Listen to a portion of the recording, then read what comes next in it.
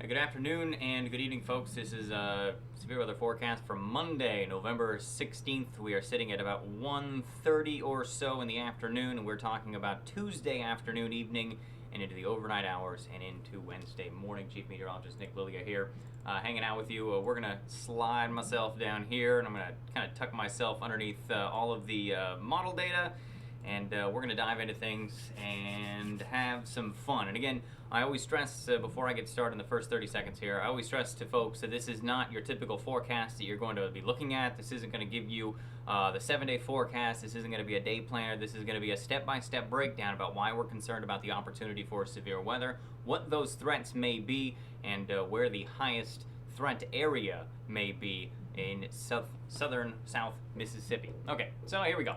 The SPC has issued an enhanced risk basically for our far western counties, but mainly for Louisiana, southern Arkansas, and western Mississippi.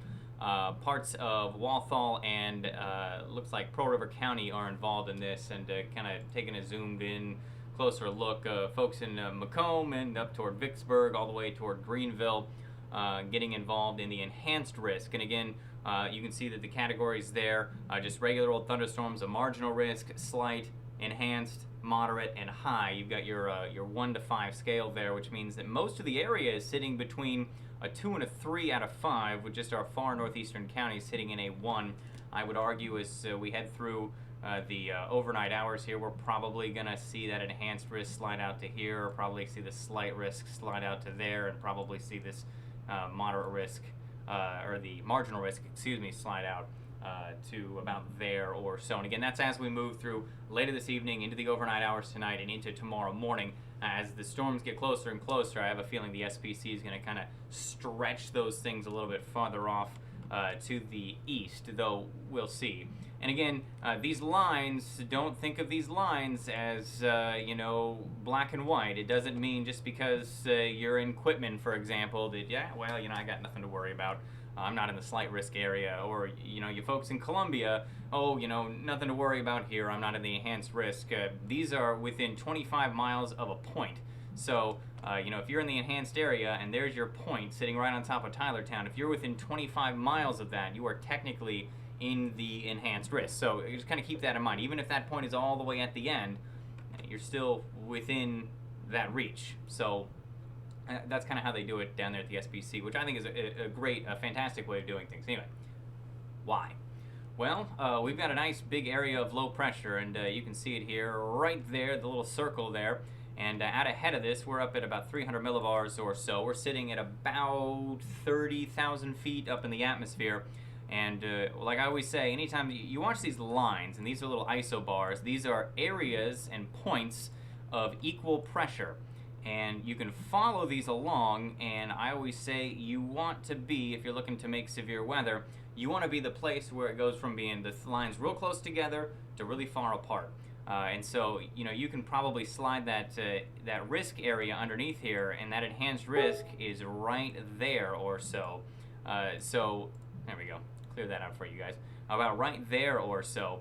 And so, that is the area that the SBC is most concerned, because that is the area where you're going from a skinny line to the widest line. And again, you can see that there. Here we're skinny, not quite as wide. Here we're skinny, not quite as wide. Here we're skinny, not quite as wide. But down here we start off skinny, down here we start off skinny, and we're getting nice and wide. So, and again, that's up at about 30,000 feet or so. And you might be asking yourself, well, what does 30,000 feet have to do down here at the surface? In the showers and thunderstorms? Well, anytime that you can put stuff underneath, say we want to put a bunch of warm air in here, what you want to do is you want to have those isobars spreading out aloft, which means you're actually lowering the air pressure aloft, which means it allows things at the surface to move up a little easier.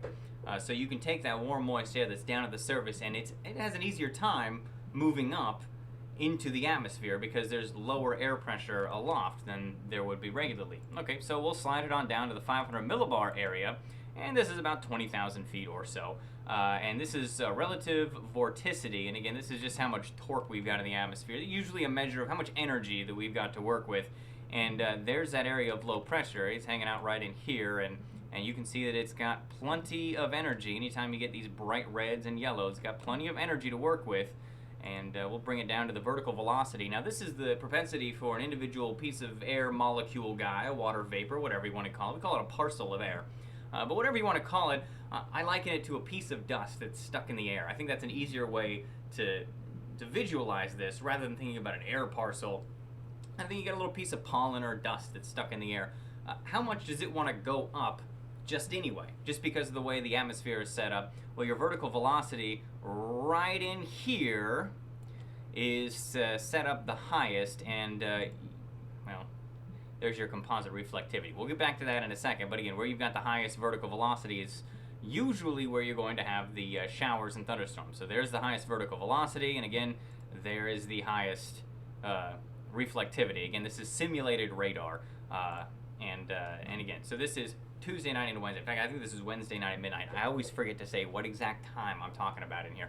Midnight Wednesday, so Tuesday and into Wednesday morning, nice and early. Apologize, guys.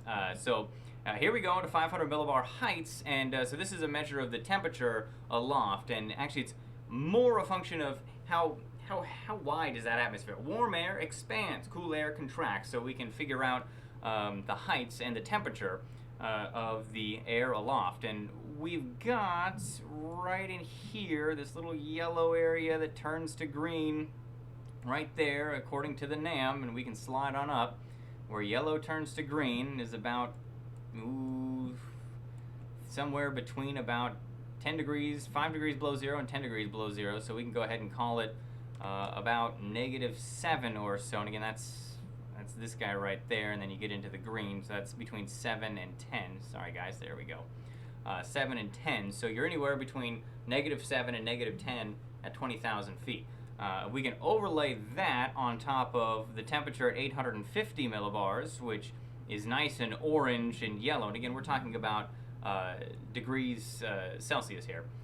You're sitting anywhere between, again, the yellows and the oranges, and that's up here. That's between 10 and 15 degrees C above zero. And again, that kind of comes in kind of like that or so.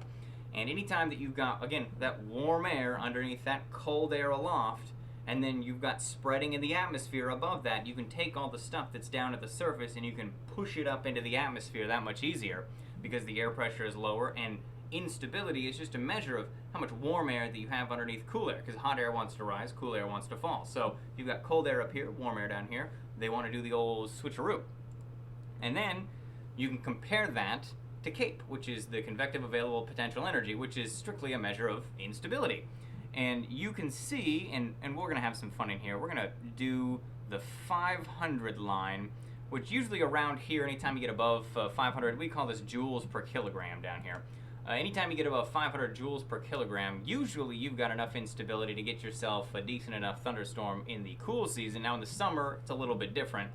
But we're going to leave that line on there right now, and I'm going to slide backwards, and you can see how that lines up with where that 15-degree line is in here at 850 millibars, and we go back and look at 500, and you can see where that lines up, that instability, underneath where the 500 millibar line is. So we've got the cool air seeping down from the north. Again, we're trying to pump in that warm air. It's not gonna be able to get all the way in. And then underneath that, we do have some warm air that's able to get in, which means you've got a little bit of instability. And we're going to leave that underneath there, because now we're talking about lifted index, which is also a measure of instability. It's how much energy you have to lift that parcel of air, basically in the same area.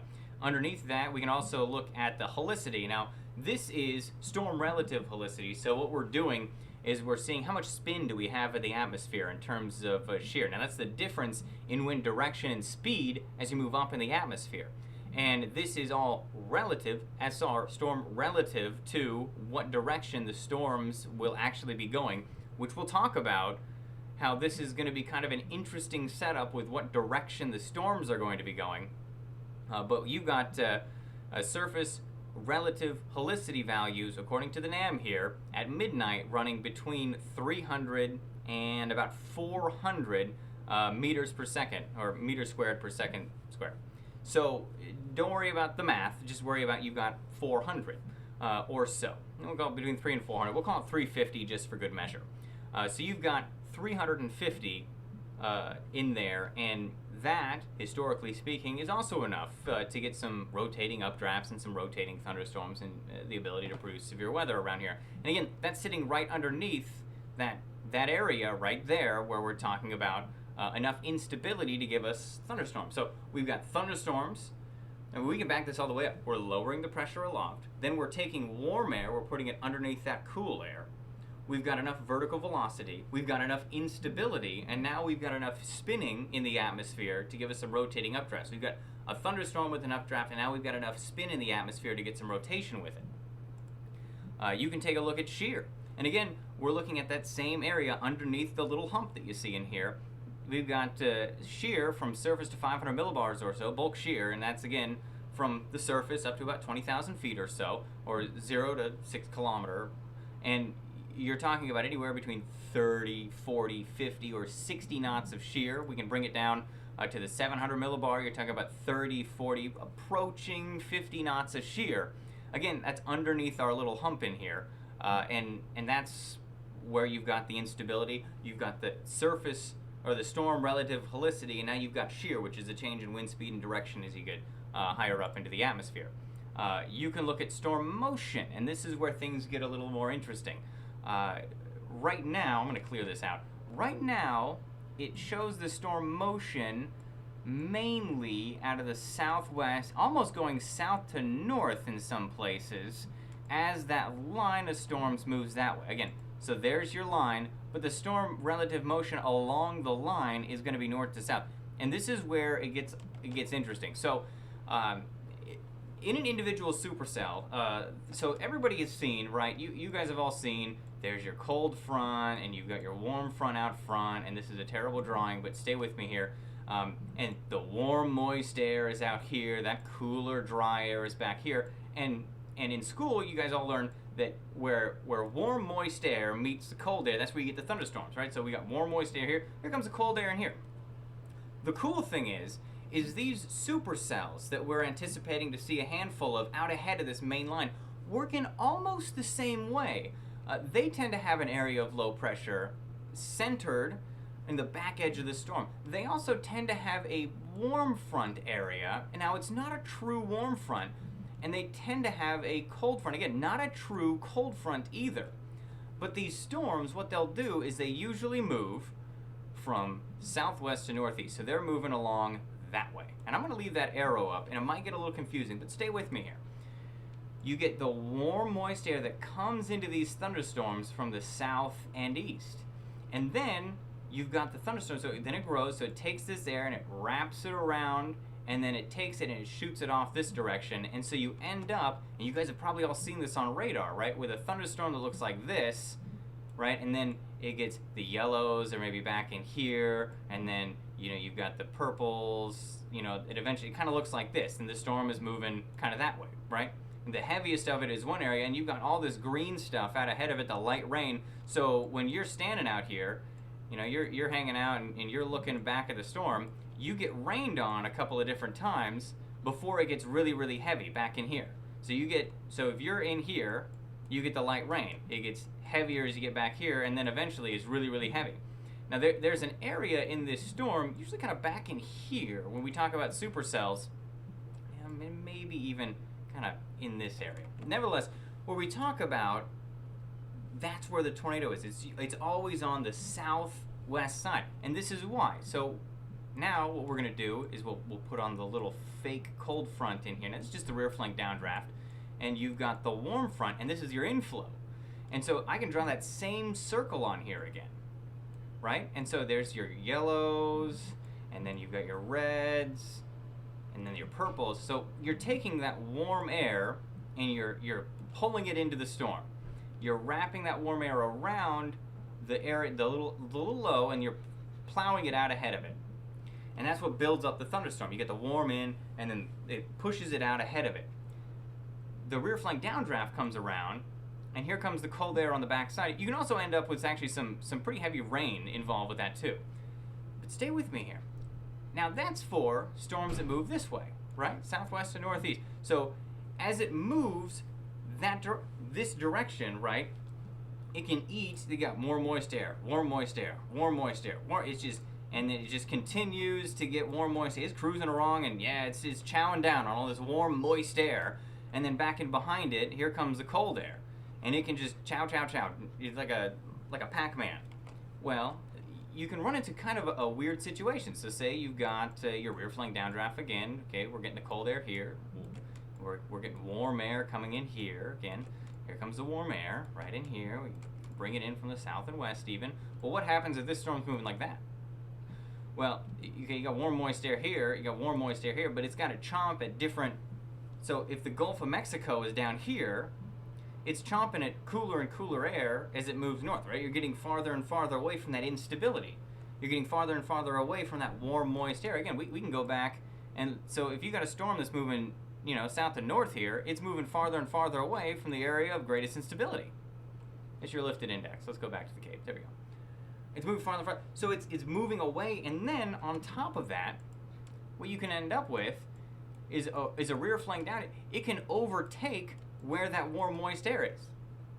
And so if you get an area where it becomes outflow dominant is what we call it, but if you get a rear flank downdraft that overtakes and passes over that area of warm, moist air that it's trying to pull, then it starts to get cold air in here.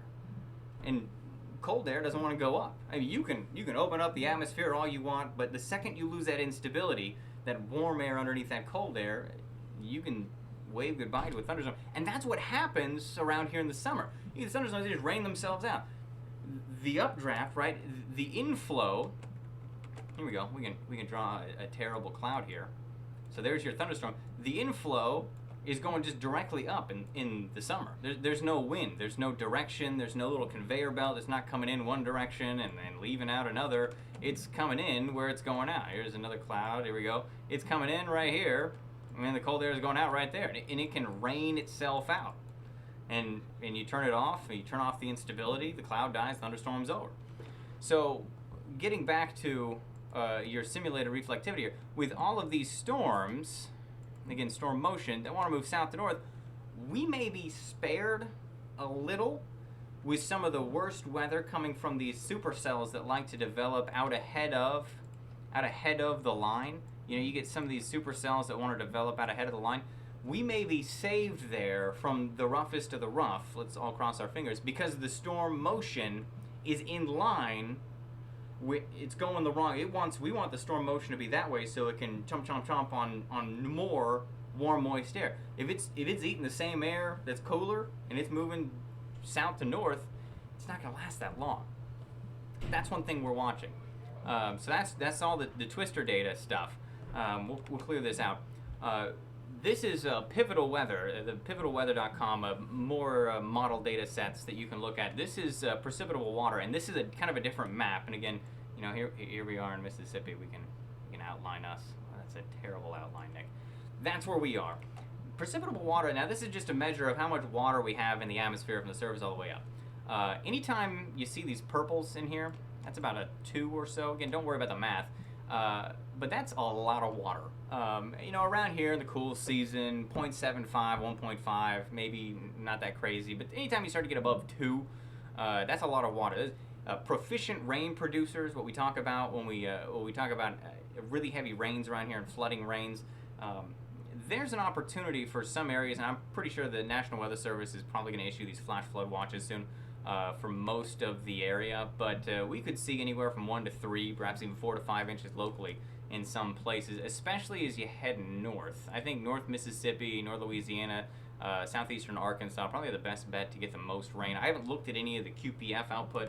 I suppose I could, 24-hour. We can take a look at what things have to say. And again, this is 24 hours back. So anytime you see, you're going, okay, Nick, there's really not much out here. It just started to rain here. But we can go ahead 24 hours if you want, and you can say, well, how much are we talking about? Well, this model says 2, 4, 3, 2.5, 2.2, 2.6. So again, this is just the past 24 hours. We can maybe split the difference at 51, and you can see back here 4 inches, 2 inches, 3 inches, 4 inches, 3 inches. So plenty of rain to come down. And again, this is the simulated reflectivity. This is what I was talking about. These individual storms, that want to fire up. And again, don't take this as is Bible truth here, because this is these storms. The simulated reflectivity this far out is just not all that great. It gives us a good idea, but in terms of pinpointing things, we can't do it. But all of these storms are going to want to move south to north, or at the very most, I mean, not even that much. I mean, we're talking like south-southeast or south-southwest and north-northeast. I mean, so, you know, it's going to be, even if we've got a good, I tell you, Sharpie's great, by the way. That's what we were just about to look at, and we'll get into that some other time. But, you know, even if we have a southeast wind in here, it's chomping at not as moist of air as it gets farther and farther north. And so at this point, now that I'm 5-10 minutes into this, I do want to point out, and we'll talk here about some of these parameters here. This is the math, the super geeky stuff for you guys. This is the severe weather worksheet that I like to work with, which all you're doing is you're inputting raw data, and it's kicking out a couple of different parameters for what you look at for severe weather around here. And the GFS, the NAM, this is all 12Z data, the WRF, and the SREF. The RAP, the one in the middle there, that kind of weirdish, greenish, bluish, tealish color, we don't have access to yet. That's only an 18-hour model. We'll take a look at that one tomorrow. And then the average plus, again, is taking in that RAP, which isn't there, which is why the numbers look a little different. You can look at the average, and that'll be kind of like an ensemble or so for the GFS, NAM, WRF, and SREF. But nevertheless, all we're doing is we're saying, okay, how cold is it aloft? Again, that's that 500 millibar temperature. We can highlight that, and then we're comparing that instability to the temperature at 850. We're also taking into effect the wind direction. Again, there we go. The wind direction, because we want to do that turning with height deal. And this is based on a compass, by the way, the wind direction at 200. So you're talking about, let me do this right for you folks at home. You're talking about a southeast wind coming in at 170, a south wind at 180, and a southwest wind coming in at about 200. And again, as you spin that dial around, you can come back from the southeast more, come in from the southwest more. So you're coming in from the southwest a little more here at 500, and you're coming in from the southeast a little more down there. So again, that's that turning with height. As you move up, you're going from southeast back to southwest. And that's how you take that parcel of air, or that little piece of dust that's in the air, and you pull it in one direction and you push it out another. And so you can compare that against all these parameters together. You add in the CAPE. Now that's that measure of instability. Remember, anytime you get above 500, chances are you got a thunderstorm around here. The shear, we were talking about that earlier, between 30 and 50, upwards of 60 knots. You've got helicity, the amount of spin that you get in the atmosphere, and the EHI, which is down here, and that's a comparison. You're taking the CAPE and you're dividing it by the helicity. And we can compare. I'm going to slide myself over a little bit and see if I can't make this screen a little smaller so you guys can see some of this information down here, but still kind of see me making hand gestures at you. And then down below, you've got your sweat, your totals, your K-index, and your BRN. And you can compare that with what's happening over here. So the EHI strictly means that anytime that you take the CAPE, you divide it by the helicity, and you multiply, we can pull it up here, CAPE times helicity divided by 160,000. Again, don't worry about the math, just worry about the number that's on here. And a 1.125, 1.8, 1.7, 1.1. Not that high, but you're kind of in here, F2, F3 possible. And again, this isn't a forecast. This is what we use down here, just like all the model data that you just saw. That's not necessarily a forecast. That's just the data that we look at to make the forecast that we're giving you. It's not a black and white thing here. So you've got your sweat. Now we're at 450, 560, 450, 480. And so you come over here and you say, well, anytime we're above 400, tornadoes are possible. Okay. So we're keeping in line here. 49, 52, 51, 50. Okay, 40, here we go. Thunderstorms likely to kind of isolated severe storms kind of in there. So that's what we're looking at with that. Okay, so now we go down to the K-index. Again, we're just building a forecast here. That's all we're doing. We're taking individual pieces of data, we're adding them together, and we're kind of keeping that in the back of our mind as we kind of put together a forecast. At 36, 42, 38, 37, so we're kind of in this ballpark. Moderate convective to high convective potential. And then the BRN, All of these are down below 20 and above 10, which is kind of optimum. We're in the teens. We're optimum. So we're optimum. We've got here thunderstorms likely, isolated severe. We got tornadoes possible and F2 possible. Okay, so now we take all that information and we kind of put it together, and you can now understand why. When we take all this information, right? So keep all that in mind. We'll go back over here. All of this stuff that you just saw, as we go all the way back, you can understand why. Now, remember that little bump? Here we go. Hold on. Where's the instability? Where's my cape? There's that little bump right there, right? Now, the SPC puts the bump kind of right there, right? But you can see where the instability is. And again, this is at midnight. If we go back in time, that instability actually shifts backwards during the day. But you can understand why now they put that enhanced bubble right in there, because that's the area with the highest instability, the most shear, the most helicity, the most vertical velocity, where you're opening up the atmosphere a lot, where you're taking warm air at the surface and pushing it up, and that's where you've got the most energy also coming. So it kind of gives you a better idea at the end of the day, well, why the SPC say that. And it also hopefully points out about why, just because your dot is here, you're right on the line, you're saying, well, I'm slight, but not quite in hand. I'm kind of in the middle, well, I don't really have anything to worry about. Well, this bubble, again, that bubble of instability shifts off to the east, right? So we're shift off to the east with the instability. So that's why I think as we move through time is probably going to stretch out a little bit to look maybe something a little more like that as we head through the day tomorrow and into the overnight hours. So anyway, I'll explode this back up again. That's a breakdown. That's a complete total breakdown of the severe weather threat, why we're thinking what we're thinking. Hopefully, if you ever look at weather data at home, now you have an idea about all the pieces of information. And again, we've got way more stuff that we look at down here, different models. So that was just the NAM. We look at the GFS, the WRF, the SRF, like you saw there. We'll also take a look at the European model, the RAP as we head into tomorrow. We've got the RPM model down here. That's one of our in-house models provided by WSI. We've got tons of stuff that we look at. That was just one piece that we like to look at down here to put together a weather forecast. But I think, hopefully, it did a good job to help you guys understand why we're thinking what we're thinking, and why we're concerned about particular areas. So we'll have a couple of updates as we head through tonight and probably through tomorrow as well. And again, you're sitting at about 150 or so, so this ran a whole lot longer than I was anticipating. But nevertheless, a good idea of what we're looking at as we head through tomorrow. If you have any questions, feel free to ask them. Again, Chief Meteorologist Nick Willigat, WDAM, just in case you're watching this on YouTube instead of Facebook. And hope you enjoyed this, hope you learned something, and stay safe. Weather radios, have those on and ready Tuesday night and into Wednesday morning, and have a plan. What would you do if a tornado warning was issued for your area?